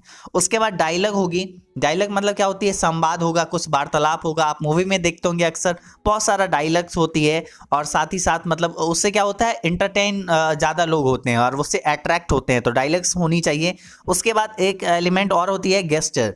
यहाँ पे गेस्चर का मतलब क्या होता है, हाव भाव। देखिए एक ड्रामा जब होता है ना कि लोग आपके सामने बैठा हुआ और आप वहाँ पे ड्रामा प्ले कर रहे होते हैं, तो उस समय जो है क्या होती है कि एक हाव भाव जो होती है ना वो बहुत ही मायने रखती है। आप उस कला को आप जो प्रदर्शित करना चाह रहे हैं उसको आप उसके अंदर आप कितना घुस के उस चीज़ को प्रदर्शित कर पा रहे हैं लोगों को, हाव भाव ही वो चीज़ जो है ना बयां कर पाती है। तो एक ये भी एलिमेंट है। उसके बाद म्यूजिक भी है, मतलब संगीत तो है ही एक एलिमेंट कि आजकल जो है मतलब हर एक ड्रामा, हर एक मूवी, हर एक चीज़ में अब आपको क्या मिलेगा, संगीत तो मिलेगा ही वो एंटरटेन करने के लिए।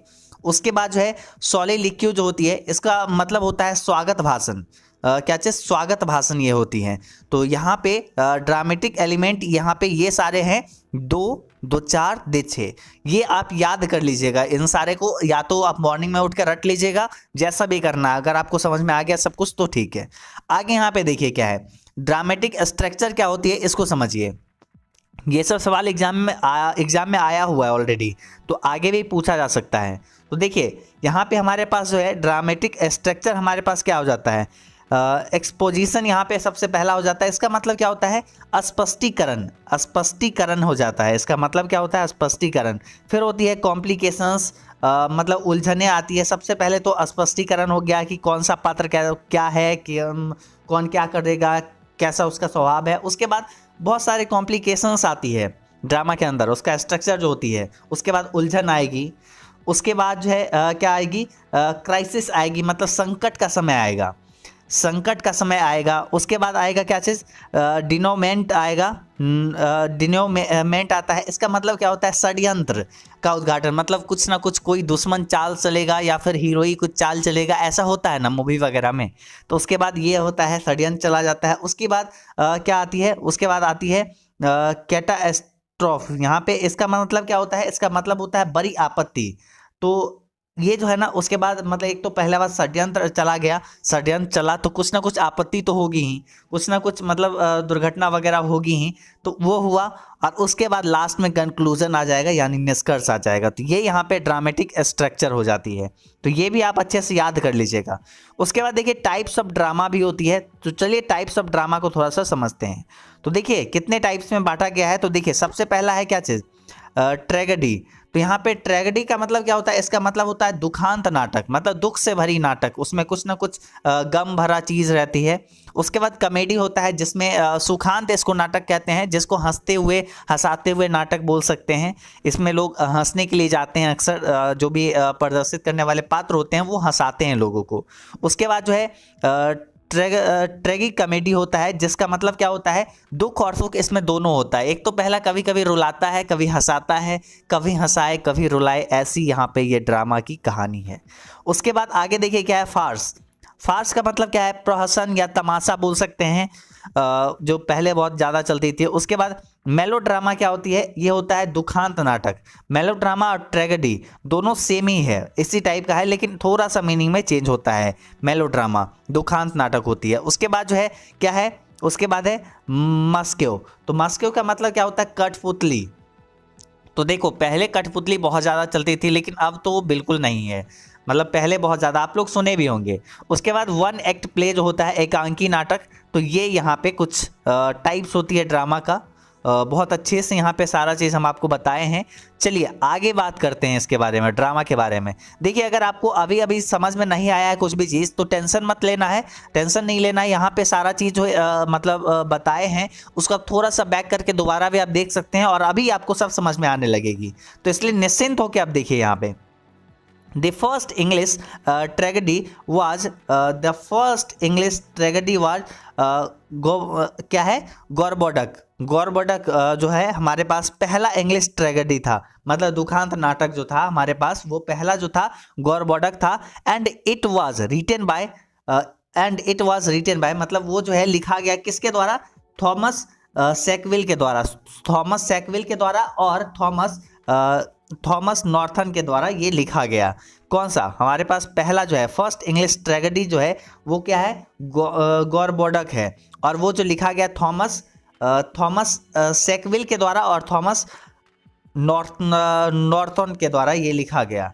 तो यहाँ पे बेसिकली ये आपको समझ में आ गया। उसके बाद आगे देखिए, the first comedy drama was Roister Doister and it was written in 1550। तो यहाँ पे ये जो है फर्स्ट कॉमेडी ड्रामा जो है वो है रोस्टर डॉस्टर, और वो लिखा गया कब, 1550 में, बाय निकोलस उडाल। निकोलस उडाल के द्वारा ये लिखा गया। तो ये सब थोड़ा सा पॉइंट है जो कि आपको याद करना होगा। अब इंपॉर्टेंट पॉइंट अब आती है, देखिए यहाँ पे क्या है, romantic form of drama was established by Shakespeare. तो यहाँ पे आपके एग्जाम में पूछा जा सकता है कि who established romantic form of drama. तो आपको आंसर टिक करना होगा क्या चीज, Shakespeare. The immediate predecessor of Shakespeare, who were known as university wits, they were मतलब जो यहाँ पे क्या है कि जो शेक्सपियर के पहले के लोग थे, मतलब जो जहाँ वो पढ़ते थे उनके पहले के जो व्यक्ति वगैरह थे वो सब जो है, मतलब शेक्सपियर से पहले के कुछ लेखक वगैरह जो हुए, जो ड्रामेटिक्स हुए, वो सब जो है, मतलब जितने भी लोग थे वो यूनिवर्सिटी विट्स के नाम से जाने जाते हैं। और वो लोग कौन थे? They are John Lyly, Thomas Kyd, George Peele, उसके बाद है Robert Greene and Christopher Marlowe. तो यहाँ पे ये कुछ व्यक्ति थे जिनको हम लोग यूनिवर्सिटी विट्स के नाम से जानते हैं। उसके बाद आगे देखिए यहाँ पे क्या है, और ये शेक्सपियर के बारे में जानना बहुत ही ज़रूरी है। English drama reach the highest point during the reign of Queen Elizabeth. Reign का मतलब क्या होता है, थोड़ा सा ये समझिए। इसका मतलब होता है शासन। रिजाइन यहाँ पे नहीं लिखा हुआ है, तो यहाँ पे इसका मतलब क्या होता है, शासन होता है। क्या चीज? मतलब एलिजाबेथ के शासन के समय में ये इंग्लिश ड्रामा जो था वो हाईएस्ट पॉइंट पे पहुंचा। Reach the highest point during the reign of Queen Elizabeth. अब यहाँ पे चलिए शेक्सपियर के बारे में जानते हैं, जो कि बहुत ज़्यादा इंपॉर्टेंट है। ये है शेक्सपियर जी, और Shakespeare was born in 1558 and died in 1660। मतलब शेक्सपियर का जन्म 1558 में हुआ। 1558 में इनका जन्म हुआ और 1616 में इनका निधन हो गया। हिज इंपॉर्टेंट बुक्स आर हेलमेट, Othello, Macbeth, Julius Caesar, King Lear, उसके बाद है Merchant of Venice, as you like it, a midsummer night's dream. तो ये यहाँ पे कुछ शेक्सपियर जी की कुछ बुक्स है, जो कि आप इसका नाम याद रख लीजिएगा, क्योंकि ये सब पूछा जा सकता है कि चेसर किसके द्वारा लिखा गया है, किंग लायर किसके द्वारा लिखा गया है, मर्चेंट ऑफ वेनिस किसके द्वारा लिखा गया है, एज यू लाइक इट ये किसके द्वारा लिखा गया है, a mind summer night dream ये किसके द्वारा लिखा गया है। तो सारे लिखे गए शेक्सपियर जी के द्वारा। अब देखिए यहाँ पे कुछ ऐसे ऐसे राइटर्स हैं जो कि कुछ कुछ रचना किए हैं। जैसे यहाँ पे देखिए द वेस्टलैंड कौन लिखे हैं? टी.एस. एलियट लिखे हैं। और टी.एस. एलियट आपके चैप्टर में, आपके पाठ में, आपके बुक में एक और लिखे हैं, एक और रचना की है। वो क्या है? Macavity the mystery cat. याद आया? टी.एस. एलियट जी ही लिखे हैं। उसके बाद है Arms and the Man was written by, Arms and the Man was written by J B. Shaw. उसके बाद तुगलक को कौन लिखा है? तुगलक वाज रिटन बाय क्या है? ग्रेस कर्नाड। तो ग्रेस कर्नाड के द्वारा तुगलक लिखा गया। उसके बाद जो है चित्रा, क्या है यहाँ पे? Chitra and red oleander was written by. तो यहाँ पे किसके द्वारा लिखा गया? तो रविंद्रनाथ टैगोर जी के द्वारा ये लिखा गया। तो कुछ यहाँ पे कुछ जो क्या थी, रचनाएं थी, और उसके लेखक का नाम यहाँ पे है। बेसिकली सारा चीज़ लिखा गया है ड्रामा के बारे में, बहुत अच्छे से यहाँ पे लिखा गया है। सब कुछ आपको समझ में आ गया होगा। ये चैप्टर थोड़ा सा हाँ टफ था और सब चैप्टर्स के मामले में, लेकिन यहाँ पे बेसिकली जो क्वेश्चन आती है वो यहाँ से आती है। ये तीनों से क्वेश्चंस ज़्यादातर इसमें पूछी जाती है। तो ये तीनों आपका पूरा क्लियर हो गया, तो समझिए ये चैप्टर पूरा कंप्लीट हो गया, the story of English drama. उसके बाद हम लोग आगे की और भी चैप्टर्स को अभी देखेंगे और बहुत अच्छे से समझेंगे। अब दोस्तों यहाँ पे अगला चैप्टर को हम लोग शुरू करते हैं और बहुत अच्छे से जानेंगे सारे चीज़ों को। देखिए हमारा यहाँ पे चैप्टर क्या आ जाती है? Story of the novel in English. यहाँ पे ये चैप्टर है। चलिए हम लोग डायरेक्टली टॉपिक से स्टार्ट करते हैं। सब कुछ क्लियर चल रहा होगा, कोई प्रकार की दिक्कत नहीं होनी चाहिए। चलिए स्टार्ट करते हैं। और हाँ, बहुत सारे स्टूडेंट अभी तक एजुकेशन बाबा ऐप इंस्टॉल नहीं किए होंगे तो कर लीजिएगा। बहुत ही अच्छा ऐप है आपकी क्लास 12 की तैयारी के लिए, तो आप जरूर अपने पढ़ाई के लिए इस्तेमाल करिए। बहुत सारा चीज़ फ्री है, बहुत सारा चीज़ पेड है, तो आपके अपने अकॉर्डिंग आप देख लीजिए जो जैसा आपको पढ़ाई करना है। टेस्ट वगैरह वहाँ पे फ्री है, टेस्ट सीरीज, तो आप जाके दे सकते हैं। उससे आपको आइडिया लग जाएगा कि तैयारी वगैरह आपका कैसा है। चलिए यहाँ पे अब जो है ना हम बात करते हैं story of the novel in English के बारे में। तो हमारे पास सबसे पहला पॉइंट आती है कि आखिर ये नॉवेल होती क्या है? What is a novel? Novel क्या होती है? तो आइए सबसे पहले इसके बारे में समझते हैं। Novel is a vital record of what we see, feel, think and learn. What we see, feel, think and learn from life. मतलब यहाँ पे है नॉवेल एक ऐसा वाइटल रिकॉर्ड है, मतलब एक महत्वपूर्ण जो है रिकॉर्ड है, जो वहाँ पे हम डाटा रखते हैं, महत्वपूर्ण डाटा, कि हम लोग क्या देखते हैं, क्या सोचते हैं, क्या फील करते हैं, क्या सीखते हैं अपने जीवन से, अपने लाइफ से। इसको हम लोग क्या करते हैं? It is an expression of life through the medium of language, मतलब ये क्या है, ये पूरे लाइफ को एक्सप्रेस करता है ये नॉवेल किसके माध्यम से, ये मतलब लैंग्वेज के माध्यम से, यानी भाषा के माध्यम से लाइफ को एक्सप्रेस करता है। कौन सा, क्या, नॉवेल। तो यहाँ पे नॉवेल का डेफिनेशन देख लिए क्या होती है। शॉर्ट क्वेश्चन में पूछा जा सकता है व्हाट इज ए नॉवेल, तो आप ऐसे करके लिख सकते हैं, novel is a vital record of what we see, feel, think and learn from life. तो यहाँ पे आपको कॉमा देते हुए चलना है, see, feel, think and learn from life. It is an expression of life through the medium of languages. तो यहाँ पे ये हो गई। अब देखिए यहाँ पे जो है ना, सर वाल्टर स्कॉट जो है is said to be the father of historical novel.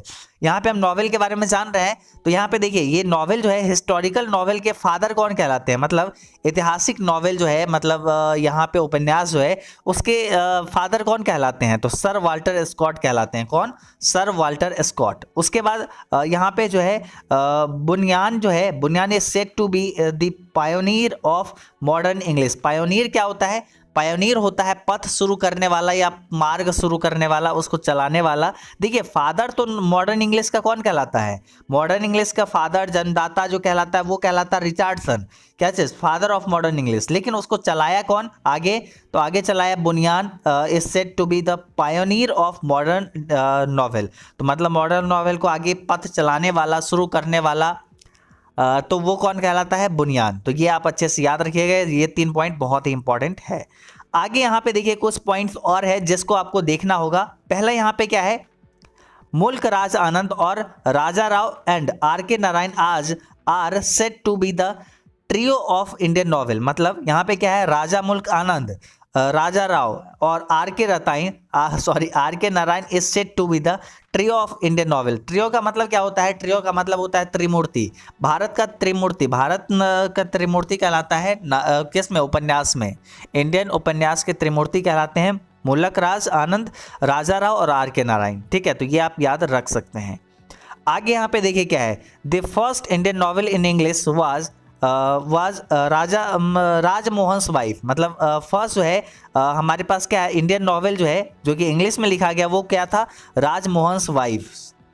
यहाँ पे क्या है, राजमोहन बाय, ये वाइफ्स, ये लिखा गया किसके द्वारा, ये हमारे पास यहाँ पे क्या है, ये हमारे पास क्या है, फर्स्ट इंग्लिश नॉवेल है, Indian English novel by Bankim Chandra, written in 1864। मतलब ये लिखा गया बंकिम चंद्र के द्वारा, और कब लिखा गया, 1864 को ये लिखा गया। The first Indian novel in English was Rajmohan wife. तो ये याद रखिए, ऑब्जेक्टिव क्वेश्चंस में ऐसे प्रश्न आते हैं अक्सर। अब देखिए यहाँ पे कुछ फेमस नॉवेल है और उसके राइटर्स के नाम भी हैं। तो देखिए सबसे पहले अच्छे से जानते हैं द पिलग्रिम प्रोग्रेस जो है पहला, द पिलग्रिम्स प्रोसेस, तो ये है बुनियान का। ये जो है मतलब नॉवेल जो है किसके द्वारा लिखा गया, इसके राइटर है बुनियान। उसके बाद टॉम जॉनसन को कौन लिखे हैं, तो इसको लिखे हैं हेनरी फील्डिंग। तो उसके बाद यहाँ पे अगला जो है हमारे पास नॉवेल आती है वो है प्राइड एंड प्रेजिडेक। तो ये यहाँ पे लिखे हैं जेन ऑस्टन जी यहाँ पे लिखे हैं। उसके बाद यहाँ पे क्या है, उसके बाद हमारे पास आती है क्या चीज़, आइवनो और यहाँ पे क्या है, कैनिलवर्थ। यहाँ पे आइवनोव और कैनिलवर्थ जो है मतलब इवान, सॉरी इसको हम लोग क्या पढ़ सकते हैं, इसको पढ़ सकते हैं इवान। तो इवान भी इसको पढ़ सकते हैं, और कैनिलवर्थ। तो देखिए अलग अलग शब्दों का प्रोनाउंसिएशन अलग अलग व्यक्ति अलग अलग तरीके से देता है, आप अपने अकॉर्डिंग पढ़ के देखिए, आपको जो भी सही लगे आप बोल सकते हैं। आगे यहाँ पे कैनिलवर्थ, तो ये यहाँ पे लिखे हैं सर वाल्टर स्कॉट जी। सर वाल्टर स्कॉट जी इसके नाटककार यहाँ पे उपन्यासकार हो जाते हैं, नॉवलिस्ट हो जाते हैं। उसके बाद डेविड कॉपरफील्ड और पिकविक पेपर जो है ये चार्ल्स डिकेंस के द्वारा लिखा गया है। पहले जब इंग्लिश 50 मार्क्स हुआ करता था तो उस समय आपको ये पढ़ना होता था डेविड कॉपरफील्ड वगैरह, तो अब वो तो नहीं पढ़ना है। उसके बाद कूली अनटचेबल जो है वो क्या कौन लिखे हैं, तो मुल्क राज आनंद लिखे हैं, मुल्क राज आनंद, कूली अनटचेबल। उसके बाद है सरपेंट एंड द रोप, ये लिखा गया है किसके द्वारा, कांथापुरा राजा राव के द्वारा ये लिखा गया है। उसके बाद आगे यहाँ पे है the golden gate a suitable boy, ये लिखा गया है विक्रम सेठ के द्वारा। आगे है the God of small things, the God of small things, ये यहाँ पे कौन लिखे हैं? तो ये लिखे हैं अरुंधति रॉय, अरुंधति रॉय लिखे हैं। उसके बाद आगे है एडवेंचर ऑफ रॉबिन्सन क्रूसो, तो यहाँ पे ये लिखे हैं डैनियल डेफो लिखे हैं, डैनियल डेफो लिखे हैं। उसके बाद दी गाइड को कौन लिखे हैं? Are K Narayan. बहुत ही ज़्यादा इंपॉर्टेंट है, बहुत बार ये क्वेश्चन आपके एग्जाम में आ चुका है, तो इसमें आप स्टार मार्क्स जरूर लगा लीजिएगा। ये जो है आपका यहाँ पे दी गाइड को कौन लिखे हैं? आर के नारायण जी लिखे हैं। बहुत ही VVI है आपके एग्जाम के लिए। तो दोस्तों यहाँ पे कुल मिला के आपका क्या हो जाती है, पूरे अच्छे से सब कुछ कंप्लीट हो जाती है। स्टोरी ऑफ इंग्लिश सब कुछ कंप्लीट हो गया है। अब आपको कहीं से कोई भी प्रकार की दिक्कत नहीं होगी। तो दोस्तों उम्मीद करते हैं आपको यहाँ पे आज की क्लास बहुत अच्छे से पसंद आया होगा। यहाँ पे हम पूरे स्टोरी ऑफ इंग्लिश को एक ही क्लास में अच्छे से समझा दिए हैं। अब आपको कोई भी objective question, subjective question exam में पूछा जाएगा तो आप आसानी के साथ बना पाएंगे। अगर आप सारे कंसेप्ट को समझे होंगे, याद किए होंगे, देखे होंगे, तो सब कुछ समझ में आ गया होगा। बहुत ज़्यादा मेहनत लगी है ऑब्वियसली इस क्लास को रिकॉर्ड करने में, तो लाइक में कंजूसी बिल्कुल नहीं करना है। सब लोग लाइक कर लीजिए। साथ ही साथ एजुकेशन बाबा ऐप अगर डाउनलोड नहीं किए तो जाइए कर लीजिए, और इस चैनल को सब्सक्राइब भी कर लीजिएगा ताकि आपको अगला लेक्चर्स प्रॉपरली मिलते चले। साथ ही साथ अपने दोस्तों के साथ शेयर कर सकते हैं ताकि ऐसी वीडियोस हम आपके लिए बनाते रहे, ज़्यादा स्टूडेंट रहेंगे। ऑब्वियसली रेगुलर बेसिस पे हम आपको ऐसे ही क्लासेस देते चलेंगे। बाकी आप नीचे हमें कमेंट करके जरूर बताइएगा आपको और भी कौन सा सब्जेक्ट पे क्लासेस चाहिए, ताकि हम उस सब्जेक्ट पे क्लासेस को फुल रिवीजन वीडियो वगैरह वो सब आपके लिए लाते रहे। तो चलिए उम्मीद करते हैं सब कुछ सही चल गया है आज के इस क्लास में। आज के इस क्लास में बस इतना ही, मिलेंगे अगले क्लास में, तब तक के लिए बाय बाय।